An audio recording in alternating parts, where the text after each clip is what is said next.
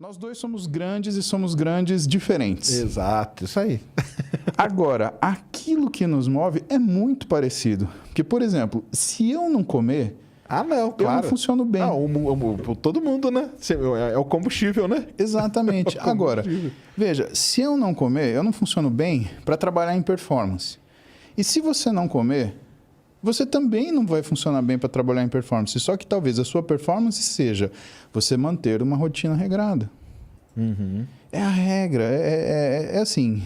Vamos supor, agora faz de conta que ninguém está assistindo a gente, aí o Paulo médico senta com o Sérgio paciente. Eu jamais ia te dar um remédio assim, toma isso daqui que você vai emagrecer.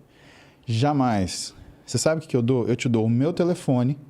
Minha nutricionista que está atrás de mim, ela pergunta, Sérgio, o que você come e o que você gosta de comer? Você fala para ela, isso.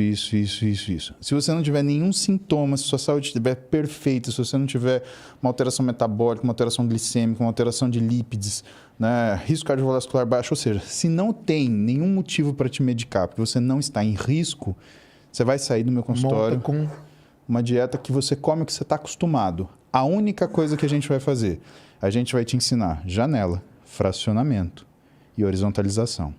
Enquanto você não sair disso, a gente não move adiante. Entendi. Tem um monte de profissional que reclama que não tem bom resultado. Por quê? Porque ele acha que, primeiro, criar uma rotina de alimentação para o paciente é colocar restrição imediata. Você vai lamber 2 amendoim às 7 da manhã e chupar um caroço de manga às 2 da tarde. Pô, Sérgio. Não dá, né? Quem vai fazer isso em sã consciência? Você é um cara, vamos estimar, quanto você está pesando hoje? Desculpa te perguntar, não sei se isso te incomoda. Não incomoda. Cara, devo estar aqui uns 150, 160, por aí. Legal. O cara de 150 160, você deve comer mais ou menos aí umas 6 mil calorias dia, 7 mil calorias dia, alguma coisa assim. Vamos supor que como, tá? Se a gente for ajustar o que é a dieta para o seu peso de massa muscular, o déficit é muito grande. Certo. A gente não faz isso. A primeira coisa que nós fazemos é acertar a sua rotina alimentar. Sérgio, primeiro objetivo, não é perder nada. O primeiro objetivo é, você vai comer tal hora. O que eu vou te dar? Meu telefone. Se você quiser me xingar porque você não consegue, eu prefiro que você me ligue para me xingar. Pô, Paulo, 9 da manhã, eu não consigo comer essa hora. Sabe por quê? Você vai lembrar de comer. Qual que é a tua ferramenta principal? É o teu smartphone, por exemplo, que vai ter um alarme. Hora de comer, hora de comer, hora de comer. Esse é o teu objetivo, essa é a tua ferramenta, esse é o teu tratamento. É aqui. A dieta, Sérgio, é do pescoço para cima. É isso aí que o pessoal fala mesmo. Quando a gente conseguir acertar a sua janela alimentar e você tiver uma hora para começar a comer e uma hora para parar de comer, que você falou assim, não, beleza, minha última refeição vai ser às 20. Perfeito. Hora de ir para o segundo passo. Sérgio, vamos pegar tudo que você come. E agora a gente vai colocar em horário. Sabe o que vai acontecer? Vai acontecer igual aconteceu com um amigo meu que é nutricionista muito hábil, né? Daniel Coimbra. Daniel é um nutricionista de Fortaleza e que ele é aquela coisa do cearense. Ele tem umas sacadas, cara, que, sabe, é impressionante, né? Eu brinco, eu falo assim, cara, não mexe com o cearense. O dia que você tirar uma pirada com o cearense, você vai se arrepender o resto da vida. Porque os caras, eles não é que eles estão voltando com a farinha. Eles já foram na festa, sopraram as velhinhas, comeram o bolo e estão dando risada da sua cara. É. E ele atendeu um paciente muito desafiante. O paciente falou para ele assim, olha só, eu só como Big Mac. Aí, ó, aquele filme lá, né, que tem, né? É praticamente o Super Size Me. Isso, né? Super Size Me. E aí o que ele falou pro cara? Ele falou, tá bom. Vamos fazer em cima do seu Big Mac, né? Então, macho, você vai comer Big Mac. Aí ele falou, só que é o seguinte, como que você come esse Big Mac? Eu como 2 Big Mac na hora do almoço e como 2 Big Mac na hora da janta. Ele falou, então tá bom. Então você vai fazer o seguinte, são 4 mil quilocalorias, cara. Porra, 4 mil quilocalorias são calorias, tá? Ele falou para o cara, você vai fazer o seguinte, você vai comer, só que você vai tomar café de Big Mac, você vai comer Big Mac no meio da manhã, Big Mac na hora do almoço, Big Mac no meio da tarde, muito obrigado.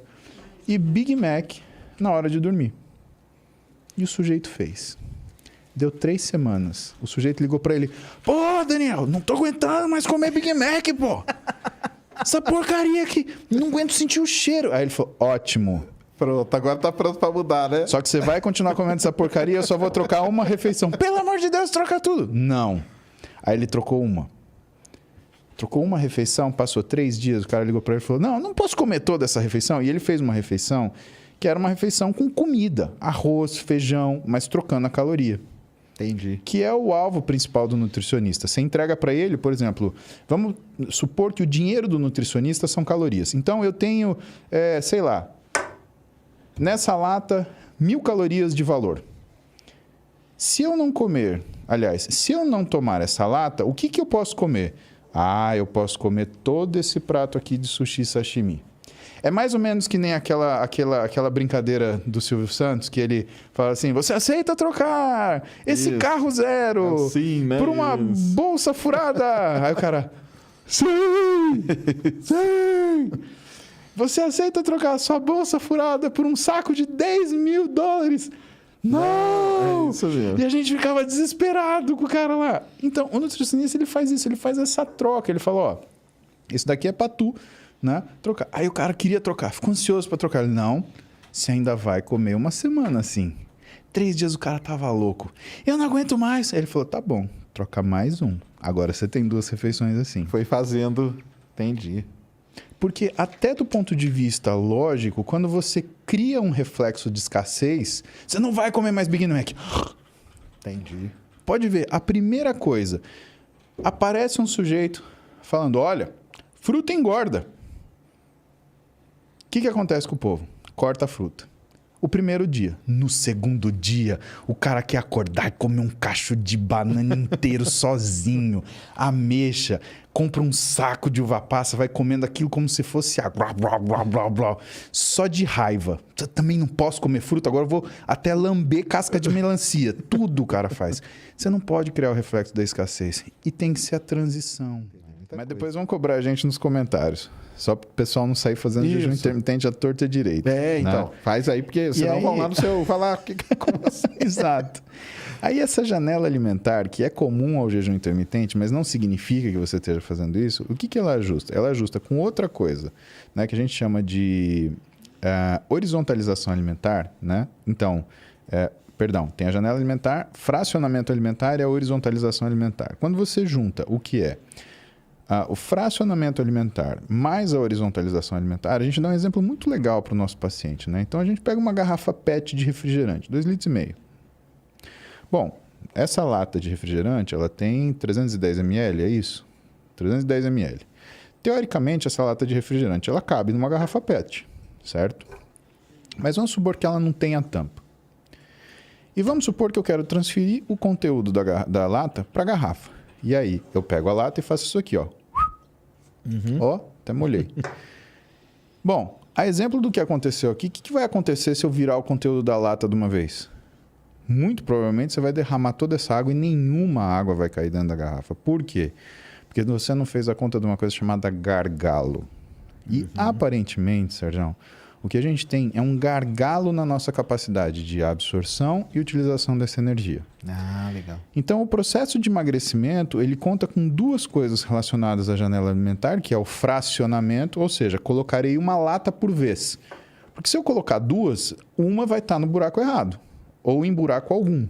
Certo. E segundo, a horizontalização, ou seja, eu sempre colocarei de lata em lata.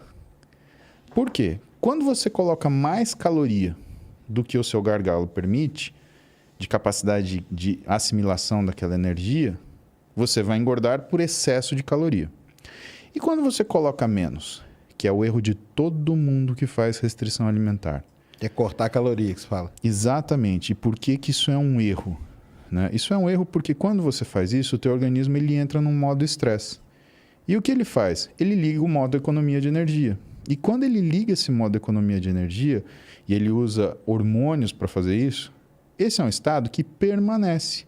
Logo, 2 coisas acontecem. Ele diminui a velocidade de queima de gordura, começa a fazer uma coisa que a gente chama de produção endógena de glicose, ou seja, o fígado começa a liberar glicemia na circulação, só que não é uma coisa controlada e devagar, é um burst. Puff.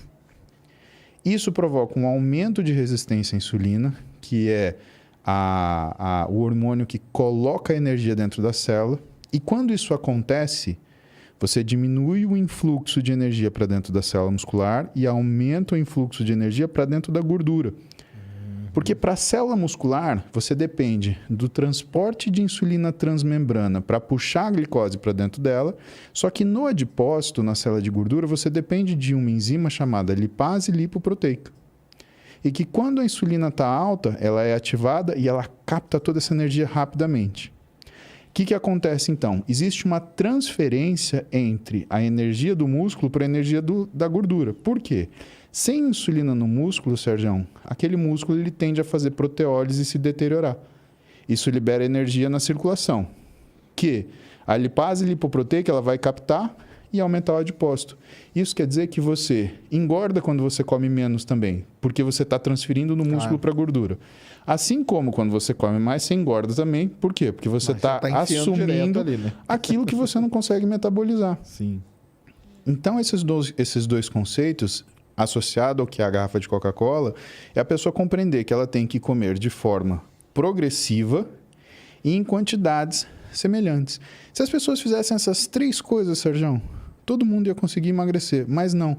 É a história da agonia. Né? Ela tem uma agonia porque ela não se reconhece, ou porque ela não se sente inserida no meio social que ela vive, ou por qualquer outra razão, e ela quer o que resolver? Na pancada, mas não resolve na pancada. Se você der um soco no seu organismo, ele devolve com uma paulada 10 vezes mais forte. E aí, o que é essa paulada? Essa paulada é do pescoço para cima. É a alteração do que é a sua forma de percepção da sua capacidade nutricional ou da sua situação nutricional e você desenvolve transtornos alimentares. Compulsão, binge, anorexia, bulimia, que são doenças que matam e que tem pessoas que lidam com isso de forma profissional e maestralmente. Desequilibra a cabeça, né? Sem falsa modéstia, a pessoa que eu conheço que melhor lida com isso é minha esposa, a Roberta, que é nutricionista e que lida com essa área de transtornos alimentares. E você que está assistindo esse vídeo aqui no Talk Flow, se liga, olha só. Primeiro que você pode se tornar um membro, e aí você pode se tornar tanto um membro burguês quanto um membro humilde. E aí isso tem uma diferença aí no que você vai ganhar de volta. Desconto na loja, uns adesivos que a gente manda e por aí vai, tem várias paradas.